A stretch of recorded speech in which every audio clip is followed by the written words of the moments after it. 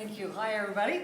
So, I'm Linda Lovie, Lovie Wealth Management, and I'm going to talk about your skeletons in your closet. Do you have skeletons in your closet? You will never find them. So I find that there's usually two types of people. One is the type of people who do not have a financial advisor. So the reason might be that they're afraid to show that they don't know anything about their finances.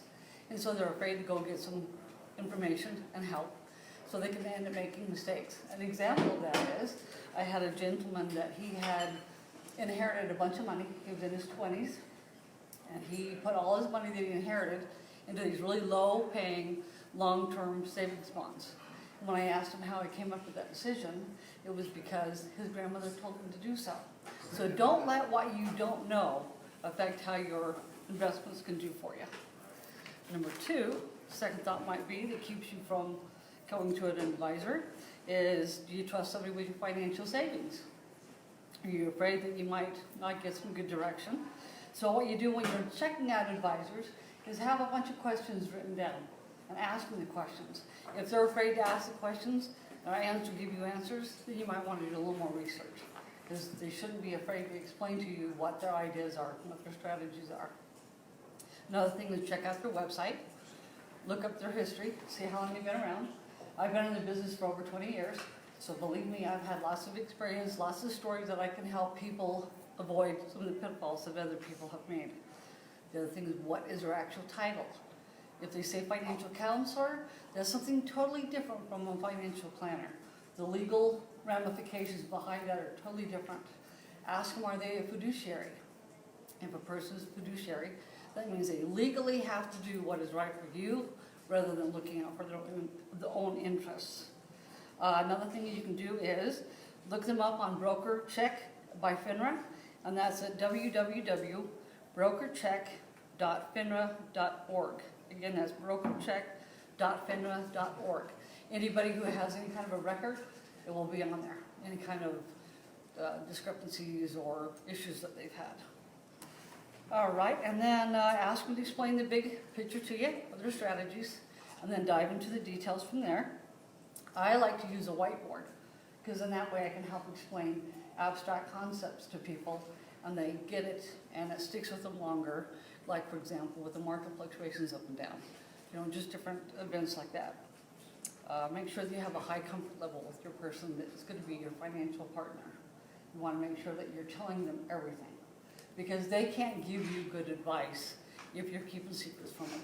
Again, don't keep skeletons in the closet. All right, let's see.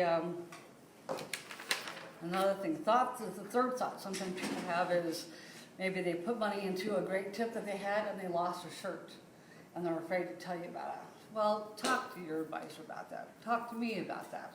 If you're thinking of doing something, like you've got some kind of an idea, run it by me. I can kind of give you some ideas of some pitfalls or some items to be aware of ahead of time, to be cautious of. I had one gentleman that he was a mechanic, and he was going to open up his own shop instead of working for somebody else. And he was making $60,000 a year. So I said, okay, so you're going to do this on the weekends and the the evenings while you're building your business? He said, no, I'll just go ahead and quit my job. So, okay, then how are you going to replace the $60,000 income? He kind of looked at me with this blank look on his face. He hadn't even thought of that. And he was going to give us 2-week notice. I mean, so just that's kind of an example of how I can kind of give you some direction to help you from making the same pitfalls. Another one, let's see. You don't need help. You can do it on your own. You got the internet. You can look up all this stuff on the internet. Well, the internet's great for a lot of information, but it's going to give you bits and pieces here and there.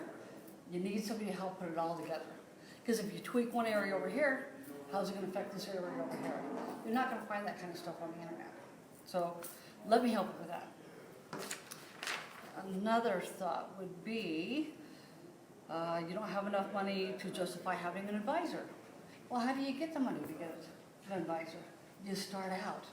And so even if you're just starting with your beginning savings, your monthly savings, add to it, let the advisor keep giving you more strategies, build onto it. So you don't have to have a big bunch to start off with. Also, are you looking at the different risks you have to be aware of? Inflation risk, market risk, income risks, and longevity risks. And another thing now, because people are living so much longer, is your long-term care. How does that affect your whole package? Another thought might be, oh yeah, I take and share different strategies. One of the strategies I use is what I call my tax control triangle. Anybody wants to come in, I can show that to them. It's a way to help avoid having to pay taxes to the IRS you might not have to pay, and it's legal. So it's just a way you put your investments together to help keep your taxes down. Another one is to also have some of your money out of the market. So you don't have to have everything on the market, especially as you get older and you're getting closer to retirement. You want to have some of the money protected. So that's another strategy I show my clients.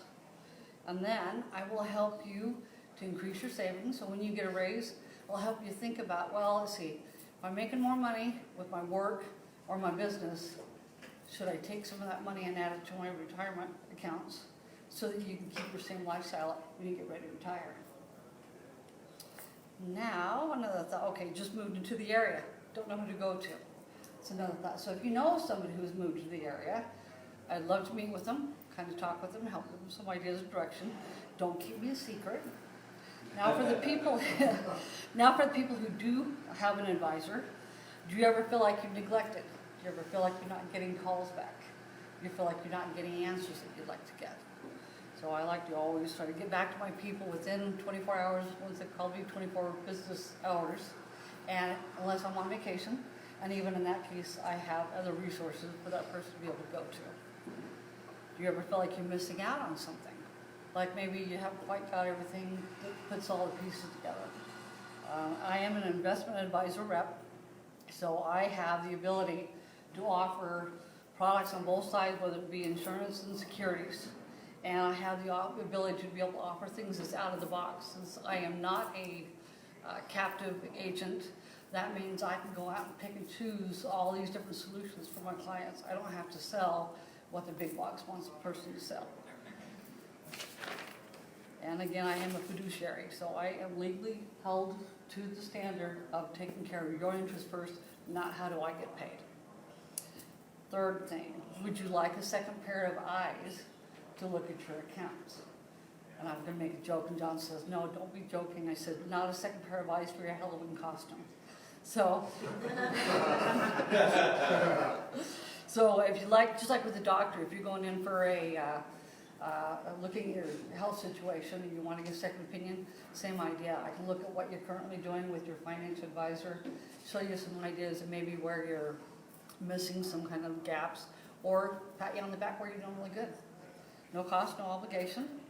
So, conclusion is, keep me in mind if you've experienced any kind of life change, such as marriage, divorce, death of someone you love, change of job, change of location, pay raise, anything like that, come see me. I can give you some suggestions and go from there. So let me help you get your skeletons out of the closet, and happy Halloween.